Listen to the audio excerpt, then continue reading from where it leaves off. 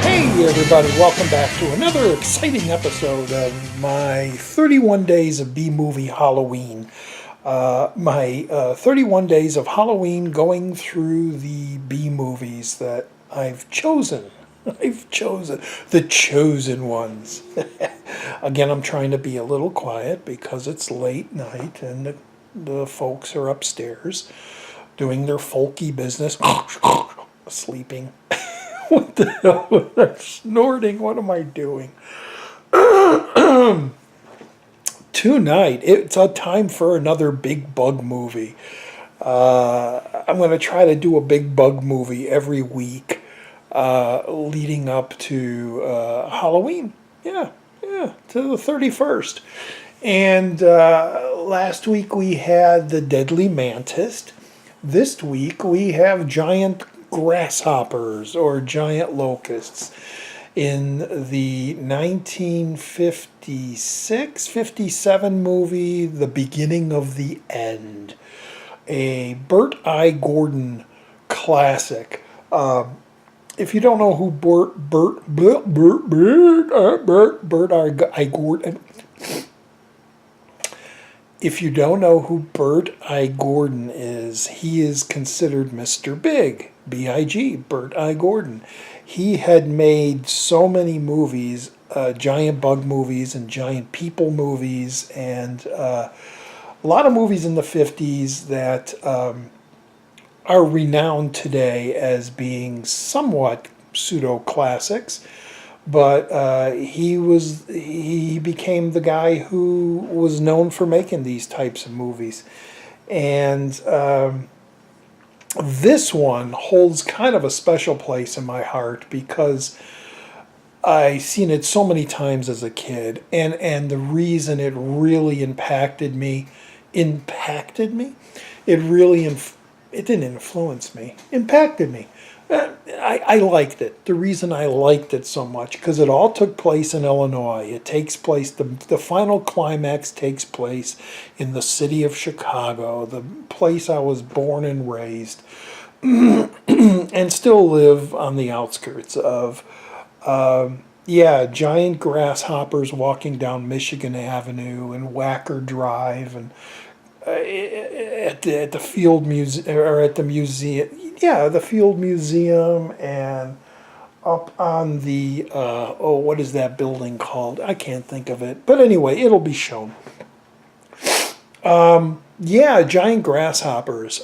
This movie stars Peter Graves of the Mission Impossible, if you're familiar, Mr. Phelps. Good morning, Mr. Phelps. This tape will self-destruct. The white-haired gentleman. He was also in Airplane. He was one of the pilots in the Zucker Brothers movie Airplane, the classic movie from 78, 79, I think.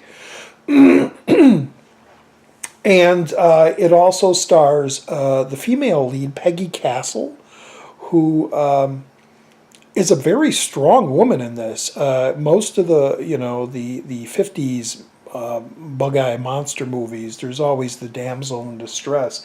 And she's a pretty strong reporter, photographer, that gets involved with missing people and towns being destroyed. And the movie always, it seems like these big bug movies or big monster movies always start with a young couple making out in a car. Even the original Blob, they're in the car making out and they see the comet go by. But Giant Gila Monster and Earth versus the Spider. I think Earth versus the Spider has a couple making out. Maybe it's just the old guy driving on the road. We're coming up on that one. We're going to watch that one soon. But it always seems to have some young couple making out, and then they get attacked by a giant bug. And but she plays a pretty decent character in this, and holds her own very well next to Peter Graves. There are some character actors that have been seen in other Bert I. Gordon movies and some other just movies from the 50s. One of them being Fred Ziffel. Yeah, Fred Ziffel, Arnold's dad from Green Acres. What's his name? What is his name? Oh, it's Hank something. He's the old farmer guy from Green Acres. Well, Mr. Douglas, I don't know. Yeah, Arnold likes those action cowboy shows, you know. What's it, Peterson? Hank Peterson? I don't know. And then there's another guy who always seems to play a military guy. Thomas Henry? Thomas Henry, I think. I'm going to show a picture of him, and you'll recognize him. He's been in a lot of these B movies. And then Paul Frees. You can hear his voice through a lot of this movie. If you don't know who Paul Frees is, look him up. He's a famous voice actor of a lot of cartoons, movie narrations, musical. He did impersonations of like Bogart and W.C. Fields, and very great voice artist who has passed away in a while. And then I had heard, I didn't know this, but I heard when Breaking Bad was being made, I was watching a lot of interviews with Bryan Cranston, Walter White, Heisenberg, and he had mentioned that in this movie, his dad has a part in this movie as one of the military guys on the radio, you know, saying, they're coming to Chicago, beware, you know. And you see him in the film, I guess. And there's so many military people in the film, I can't pick them out anywhere. I looked them up on IMDb, and it just says uncredited. So, shoot the antennae. Get the antennae! Get the antennae! Uncredited. Oh, I keep doing that. Them. I love the movie Them. The music in this is pretty good. At least the opening theme, the credit theme, is really good. And the end music, when they're trying to persuade all the grasshoppers to go to Lake Michigan and drown themselves. He said, oh, spoilers for a 1957 movie. I believe the composer is Albert Glazer. Not sure what else he's done. Didn't look him up, but I took note of him when I was watching the movie. And yeah, the opening theme is a really cool theme for a 50s B movie. But yeah, I love this movie because as a kid, it was such a treasure. What looks better, that way or that way? You don't want to see the air conditioner. Let's look at the movies in the back. As a kid, watching this thing was, like I said, being grown up in Chicago, it was the only, if ever, the only movie where giant bugs attacked the city of Chicago that I can think of, or anything horror or monster, other than some Herschel Gordon Lewis movies. Although I don't think the Herschel Gordon Lewis movies ever said they were, you know, on whack or what. Here they blatantly say it. And there's some great old footage from the late 50s of Chicago, of the city, including the Congress Way and things like that, Whacker. and the actual Chicago theater from that back there. And you can see on the marquee that it was playing Moby Dick, Gregory Peck in Moby Dick. You can see it on the marquee of the Chicago theater, which was really kind of cool. Yeah, the story involves Peter Graves, who is a guy experimenting with crops, tomatoes, strawberries, things like that, to make them bigger through radiation. So there's more food in the world, basically. And of course, there are these reports of towns being destroyed and people going missing. In the lower parts of Illinois, slowly coming up through Joliet and the south side, and the north, not the north side, but the south side, and then eventually getting to the city of Chicago. It's just so cool. And then you find out that there are these giant grasshoppers that have possibly gotten into his crop and eaten some of this until now unedible food, and they had themselves grown to this enormous size, these locusts, these grasshoppers. And of course, the military is called out. First, the National Guard, and they all get eaten. And then the military gets called out, and they bring the tanks, and there's the big military scene where they're fighting these giant grasshoppers. And, as bad as the effects are watching it with the mats, I'll probably show some stuff here, with the mats and everything, it's almost like if they lowered the brightness or adjusted the contrast on the grasshopper stuff, it would have matched a lot better with the stuff in the foreground, the military actual film.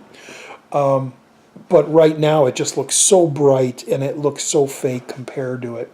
I mean, they just went down real low and they filmed these little grasshoppers super, super close, and then they blew them up on screen. But I still really like it. As with Them, the classic movie Them with the giant ants, who have this fantastic sound effect whenever the ants are coming around. The grasshoppers in here also have this very unique sound effect whenever they're around. So it's kind of similar that way. To another giant big bug movie. But all in all, I think that's about all I need to say. There isn't really too much other than, even though this is considered one of, not so good B movies, I thought it's pretty decent. I like Peter Graves' performance. I thought he's pretty decent in this. A little tiny bit Adam Westish, I'm noticing, with his acting, we'll have to, Adam West's Batman, or any Adam West, really. I thought Peter Graves did a pretty decent job, as did the female lead, Peggy Castle, like I said. A different female lead, as you normally see in these movies, a little more stronger, not imposing, but what's the word I'm looking for? Important woman. Like she's really pushing to get her, wanting to cover the story and things like that. And she's not so much the damsel in distress. Speaking of which, there is the obligatory Kong shot, the King Kong shot, where you see the woman in the high rise, and outside the window behind her, here comes the giant grasshopper, just like Kong looking in, or in the movie Tarantula, with the tarantula looking in the window. They seemed to do that a lot back then. Like there's a giant bug out the window looking at you, and you don't see it until it breaks in. But it's a fun movie. I'm glad I rewatched it. I'm glad it's part of the 31 Days of B-Movie Halloween, and I hope you check it out if you haven't. Brush away all the naysayers who say this movie is just a bad movie. And it kind of is, but it's fun. What do you want for an hour and 10-minute movie? I love these B movies because they're like only an hour 10. Sometimes they go 1 hour 20, but this was an hour and 10, and it went super fast, and it told its story, and you got giant big bugs eating military men and climbing up the buildings of Chicago. Yeah, so anyway, I'm done. This is all Roger D for Channel Downstar with the 31 Days of B-Movie Halloween. I hope you enjoyed it. I hope you check the movie out someday, and we'll see you tomorrow for another movie. We got our big bug movie out of the way for this week. So maybe we'll move on to a monster movie. Well, was last night's a monster movie? It was kind of a monster movie, Kel-Tiki. So anyway, we'll see what's going to come next. So we will see you then. All right. Adios. Ta-ta.